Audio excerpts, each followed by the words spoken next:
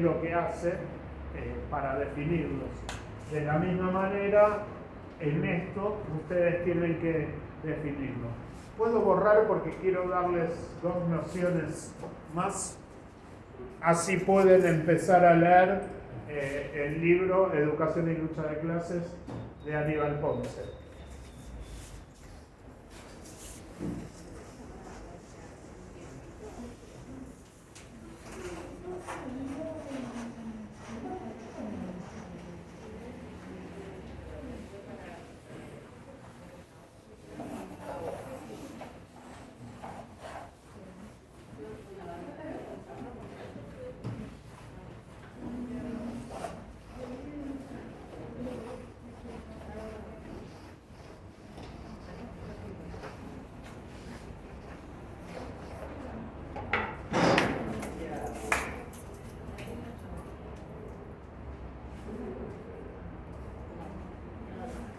Bueno,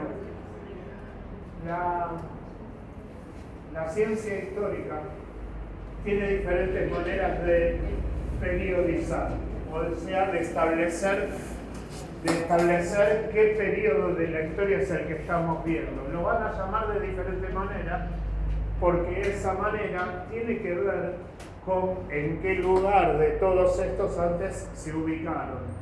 Y aquí sí es importante que ustedes cuando lean sepan el significado de las palabras para saber qué clase de historia es la que están tratando de decirnos. Y entonces, epistemológicamente, ¿a qué está respondiendo? Así que el positivismo, del que estábamos hablando hace un rato, como basa su análisis en el desarrollo científico según las ciencias naturales, considera que el eje de todo análisis histórico es el progreso, concebido como progreso tecnológico. Está muy claro en la bandera de Brasil. En la bandera de Brasil dice orden y progreso. Somos positivistas. Falta decirles eso. Dice orden y progreso. Progreso en el sentido tecnológico.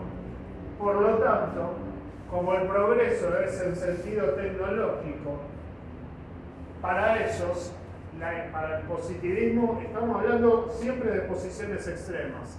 En el medio hay discusiones, hay montones que se van a pelear por todo esto. Pero ahora vamos a posiciones extremas para conocer el origen.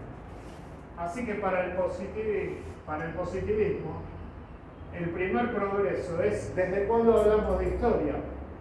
Y hablamos de historia desde la aparición de la escritura. Ese es el primer gran progreso.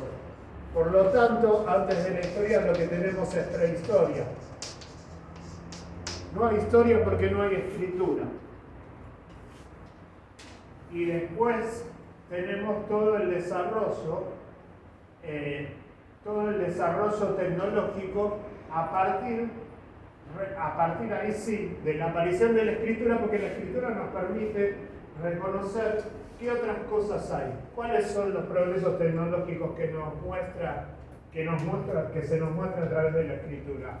La rueda, la creación del manejo de metales, el manejo, todos los progresos tecnológicos. Y entonces ahí tenemos una organización social de la que podemos hablar. Como hablamos de progresos tecnológicos que hacen crecer a la humanidad, el positivismo los va a llamar edades. La humanidad tiene edades. La primera edad es la edad antigua, cuando ya tenemos escritura. Edad antigua.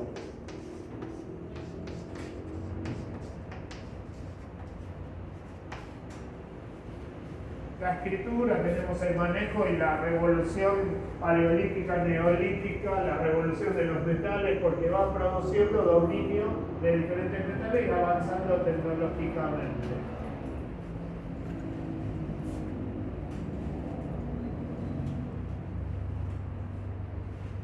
La edad antigua, aunque tiene un hito que es para calendarizar nada más por una decisión política, tiene un hito en el medio que es el nacimiento de Cristo, el nacimiento de Jesús, y está hecho para armar el calendario gregoriano, que no es el único calendario que tenemos en el mundo, hay varios, ¿sí?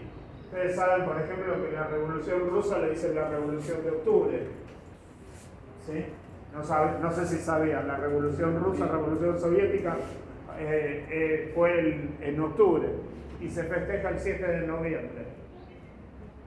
Porque la Revolución Rusa fue en octubre en el calendario cirílico y el 7 de noviembre en el calendario gregoriano que tenemos nosotros. Tenemos el calendario hebreo, el calendario judío, que iríamos por el año 5700 y pico, y no me atrevo a contar el calendario chino porque no me lo acuerdo. Pero la Edad Media termina acá. ¿Dónde termina? En la caída de Constantinopla, año 400 y pico, después del nacimiento de Jesús. Y por lo tanto, lo que hay es aquí un cambio tecnológico que tiene que ver, aunque todos estos se vienen desarrollando, hay un cambio tecnológico que tiene que ver con la posibilidad de la organización de las guerras. ¿Por qué cae Constantinopla? Y cae Constantinopla por un poderío de un ejército mucho mayor, y en función de eso podemos hablar de una tecnología guerrera más importante. Ahora bien, la Edad Media tiene un desarrollo que tiene que ver con el feudalismo, en el medio está el Renacimiento y viene un crecimiento y una organización distinta. Y esa organización distinta, social y política, tiene que ver con cómo se va construyendo el orden y cómo se va construyendo el desarrollo del conocimiento para sostener esa sociedad. ¿Cuándo empieza la Edad Moderna? ¿Alguien se acuerda cuándo empieza la Edad Moderna?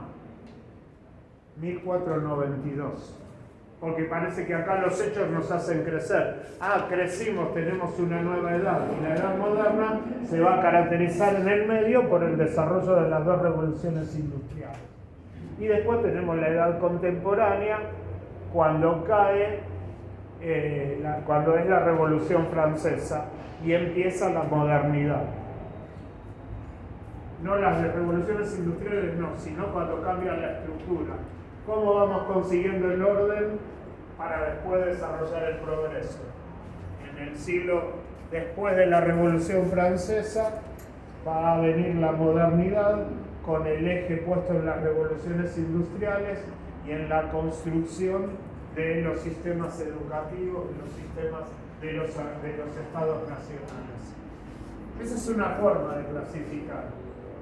Es una forma de clasificar. Y es una forma de periodizar. La que ustedes van a encontrar leyendo a Aníbal Ponce es una periodización marxista. La periodización marxista se basa en el cambio del sistema de producción. El modo de producción económica, no del conocimiento, aunque del conocimiento también. El modo de producción es el que marcaría el cambio. ¿Sí? Así que tenemos un modo de producción basado en la propiedad colectiva,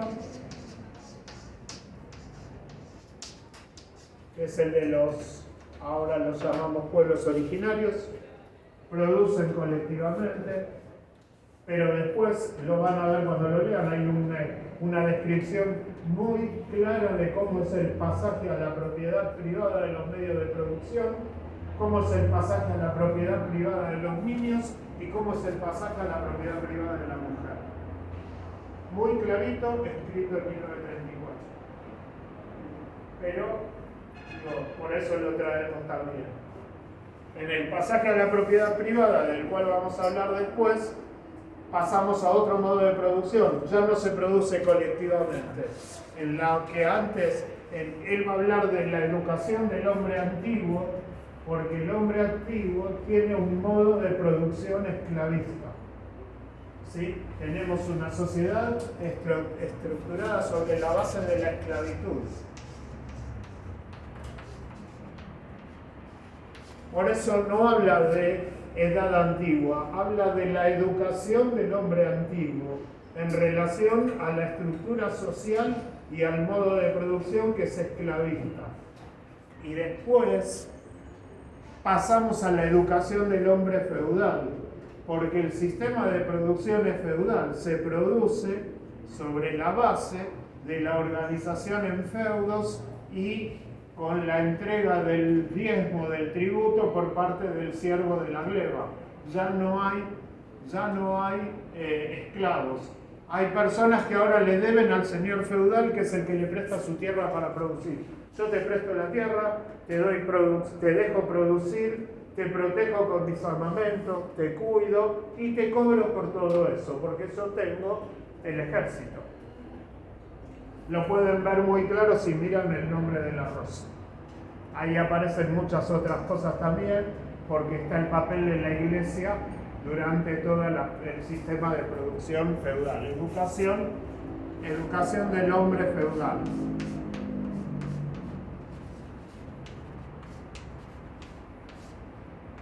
Y ya acá rompemos con la idea de hablar de